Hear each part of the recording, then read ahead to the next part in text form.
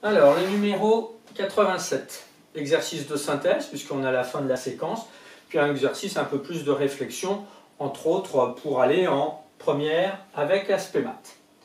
Donc on avait un cube, des petits cubes, on nous disait qu'on avait x longueur du grand cube, donc ça veut dire que l'arête d'un petit cube, d'après l'énoncé, c'est 1/3 de x. Première question, on voulait l'intervalle auquel appartenait x. Par rapport à l'énoncé, la seule contrainte, il ne faut pas chercher toujours compliqué, c'est que x doit être positif. Donc, x appartient à R+. Petit b. Déterminer en fonction de x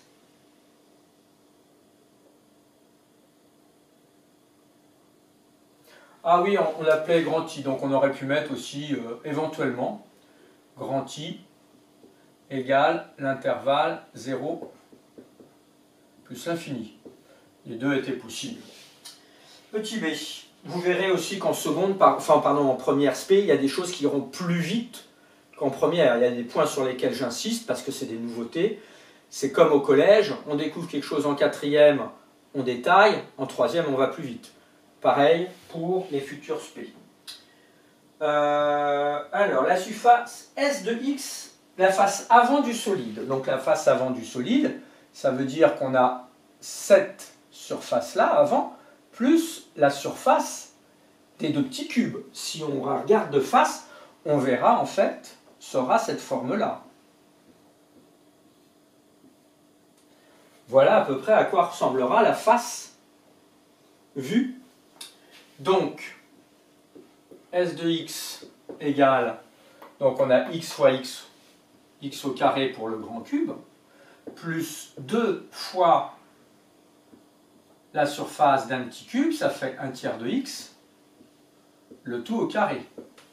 Ça s'arrange, ça fait x au carré plus 1/3 de x fois 1/3 de x, ça fait 1/9 de x, donc ça fait 2 fois 1/9, ça fait 2/9 de x au carré. Et ça s'arrange, parce qu'il faut toujours avoir le résultat le mieux présenté.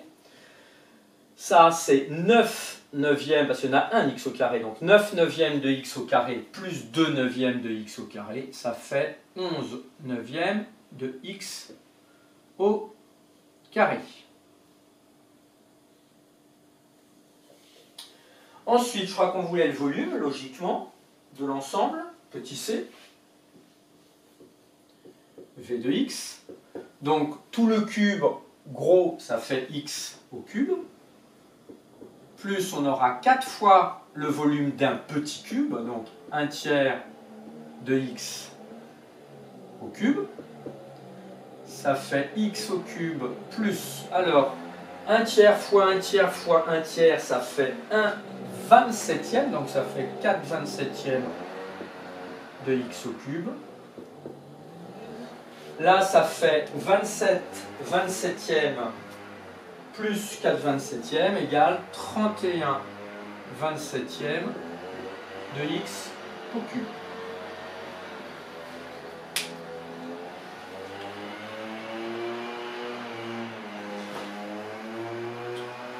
Oui, il y a un peu de bruit à l'extérieur. Question petit 2. Donc ça, la première question, bon, c'est bien du niveau seconde, mais les B et C, c'est du niveau troisième, sans problème. On souhaite que la surface de la face avant soit de 44 cm². Quelle doit être la surface du grand cube et quel est alors le volume du solide?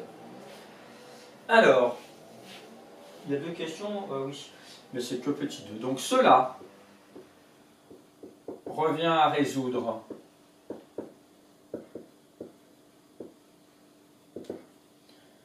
S de x égale 44, oui c'est ça.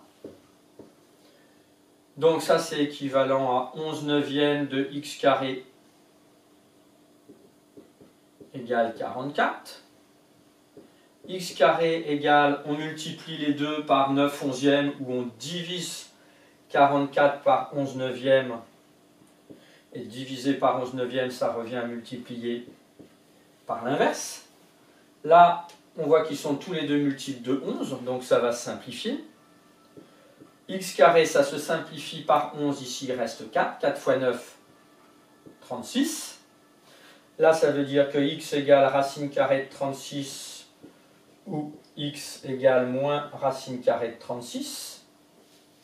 Ça, on connaît, hein, ce type d'équation. Donc, ça fait x égale 6, x égale moins 6. Or, nous, on travaille dans l'ensemble des réels positifs. X étant de plus une longueur, ça ne peut pas être négatif. Donc, x égale 6 cm. On demandait à ce moment-là d'en déduire le volume, d'où V, donc c'est V de 6, égale 31/27 fois 6 au cube. Là, on prenait sa calculatrice et on trouvait, si il n'y a pas d'étourderie, 248 cm3.